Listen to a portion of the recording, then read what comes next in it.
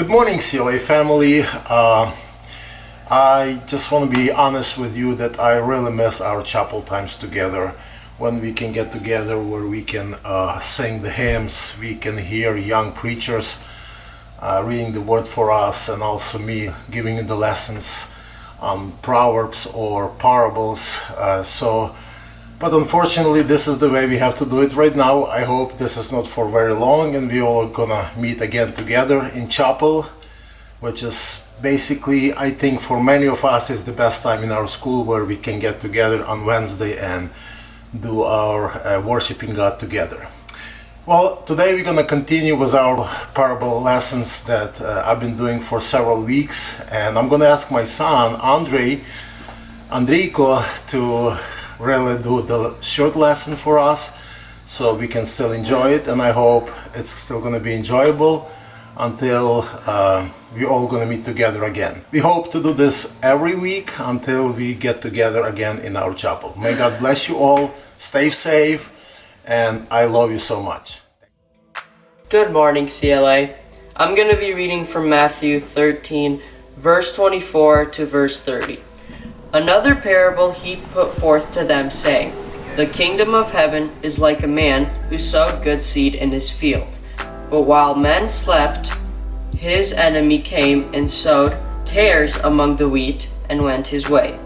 But when the grain had sprouted and produced a crop, then the tares also appeared.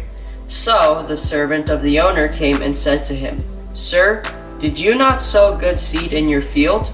How then does it have tares? He said to them, An enemy has done this. The servant said to him, Do you want us then to go and gather them up? But he said, No, lest while you gather up the tares, you also uproot the wheat with them. Let both grow together until the harvest, and at the time of the harvest I will say to the reapers, First gather together the tares, and bind them in bundles to burn them, but gather the wheat into my barn. So before this, you guys were talking about parables, and you guys said a parable is a short imaginary story that teaches about some truth.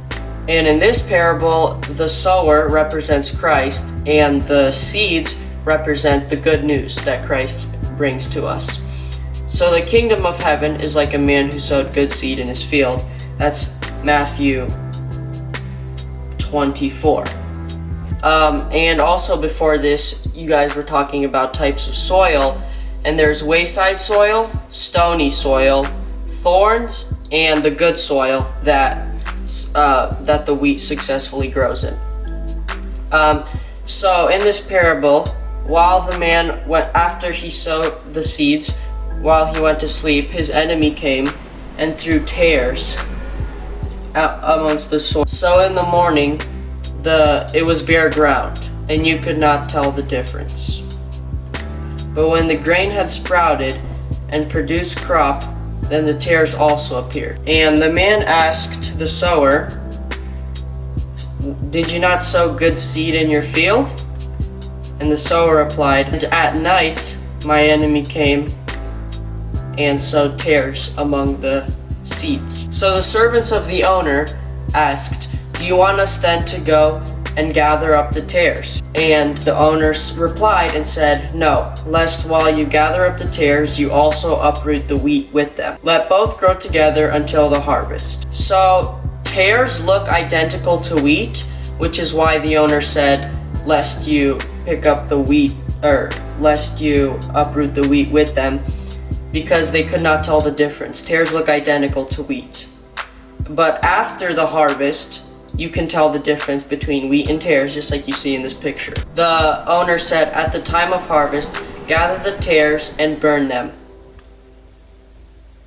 But he also said, Gather the wheat and place it in my barn.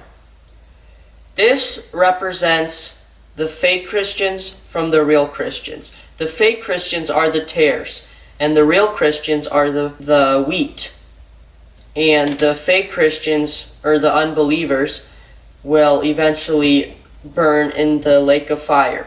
They may go to church, they may do all of this, but if they truly don't believe, then they will eternally burn in the lake of fire. But the real Christians just like in the parable, will be gathered into the barn, and the barn represents heaven.